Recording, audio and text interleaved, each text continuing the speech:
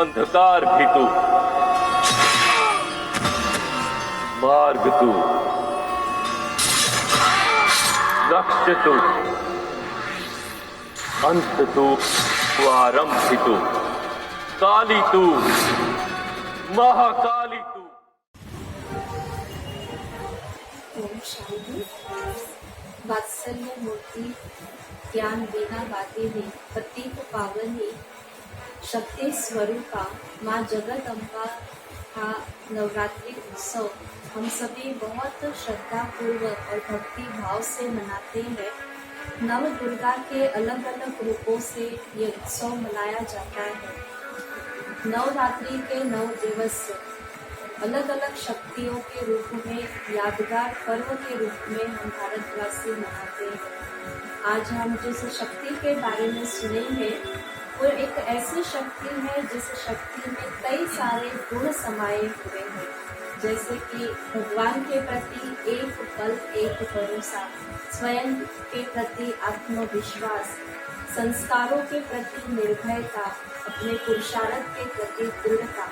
उस शक्ति का नाम है सामना करने की शक्ति। ये एक ऐसी शक्ति है जिस शक्ति में ये सारे गुण समाये हुए हैं और इसी सामना करने की शक्ति का प्रतीकात्मक रूप हम देवी काली माँ के रूप में देखते हैं। कई जगह पर इसका बहुत बड़ा, जैसे भारत में कलकत्ता में काली माँ का बहुत बड़ा मेला लगता है, उत्सव के रूप में मनाया जाता है। तो काली माँ के स्वरूप को जब हम देखते हैं और बाकी सारी देवियों के रूप को जब हम देखते हैं तो उनमें बहुत बड़ा अंतर ये है कि काली माँ का रूप भयानक है, काला रूप दिखाया, डरावना रूप दिखाया है।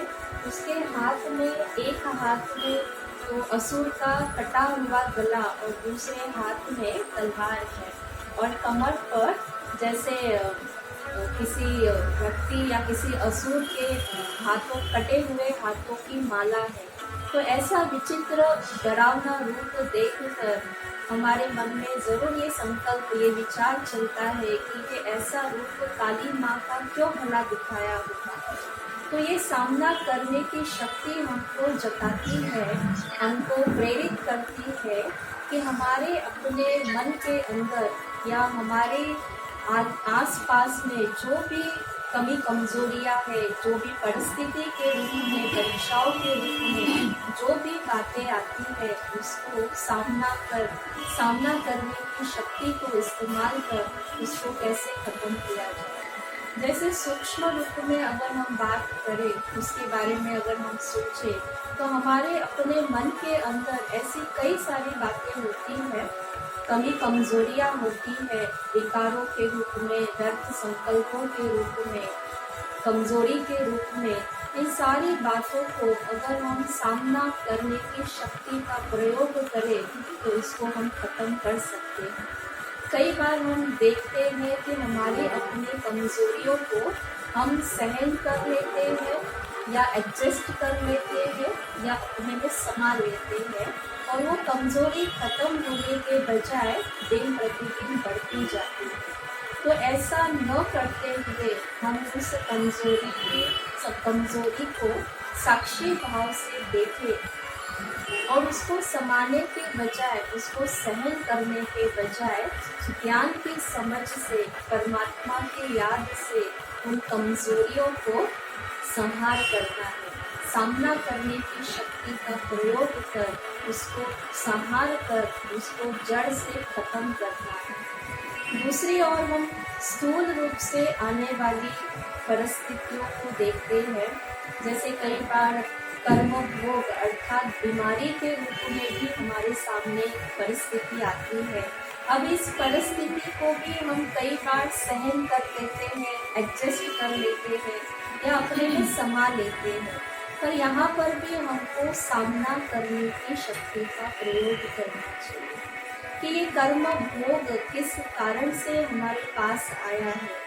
अगर हम इसको सिर्फ सहन करते रहे, एडजस्ट करते रहे, समाते रहे, तो वो उसका नतीजा क्या निकलेगा, ये बीमारी भी दिन प्रतिदिन बढ़ती जाएगी। तो उसका सामना करना अर्थात उसको समझकर उस कर्म भोग को, उस बीमारी को परमात्मा की याद से हमको धीरे धीरे उस कर्म भोग को चुकतो करना है और साथ में स्थूल बातों का भी ध्यान रखना है। जैसे कि उदाहरण तौर पे बताई जाए तो जैसे दवाई लेना, डॉक्टर के पास जाना, परहेज रखना, इन सारे बातों के आधार से हम उस बीमारी को जड़ के साथ खत्म कर सकते हैं, वरना इस परिस्थिति का हम आसानी से सामना कर सकते हैं। कई बार परिस्थिति प्रकृति के द्वारा भी आती है, किसी व्यक्ति के द्वारा भी आती है। उस घड़ी भी हम कई बार परख शक्ति का इस्तेमाल न करने के कारण उस व्यक्ति को या उस परिस्थिति को भी सहन कर लेते हैं या संभाल लेते हैं, परंतु ऐसा न करते हुए हमें उसे भी सामना करने की शक्ति का प्रयोग कर उस परिस्थिति को या किसी व्यक्ति के द्वारा आई हुई परिस्थिति को जड़ से नष्ट करना है, खत्म करना है। तो सामना करना अर्थात क्या? सामना करना इसका मतलब ये नहीं कि हम सामने वाले व्यक्ति से झगड़ पड़े या उसका अपमान करें, उसके साथ संबंध तोड़ दे। नहीं, सामना करना माना किसी व्यक्ति से संबंध तोड़ना नहीं या किसी परिस्थिति से किनारा करना नहीं। सामना करना अर्थात उस व्यक्ति के अंदर अगर कोई बुराई है, उस परिस्थिति में अगर कोई बुराई है, तो उस बुराई को खत्म करना माना सामना करने की शक्ति को यूज करना। कई बार हम सोचते हैं कि व्यक्ति से किनारा करेंगे या परिस्थिति से किनारा करेंगे, जगह से किनारा कर देंगे तो वो बात खत्म हो जाएगी, परंतु बात खत्म नहीं होती है। इसलिए हमें सामना करने की शक्ति को प्रयोग में लाना। तो इस काली माँ के इस स्वरूप को हम जब देखते हैं तो हमको ये प्रेरणा मिलती है कि कैसे एक माँ जो होती है वात्सल्य मूर्ति होती है, उसके साथ साथ वो शक्ति स्वरूपा भी बन सकती है। उसके अंदर जितनी रहम दिल की भावना है, जितनी क्षमा की भावना है, ज़रूरत पड़ने से वो ऐसे शक्तिशाली स्वरूप धारण कर असुरों का वध कर सकती है, विकारों का वध कर सकती है, बुराइयों का वध कर सकती है, उसका संहार कर सकती है। शास्त्रों में ऐसी कई सारी कहानियाँ बताई है कि कैसे देवी ने अपने रौद्र रूप को धारण कर असुरों का वध किया है। तो आज हम इस नवरात्रि के उत्सव पर हम सभी अपने आप से ये प्रतिज्ञा करें या अपने आप में ये निश्चय ले कि हमको भी अपना ये स्वरूप जो है, यादगार स्वरूप है, वो अपने में धारण करना है।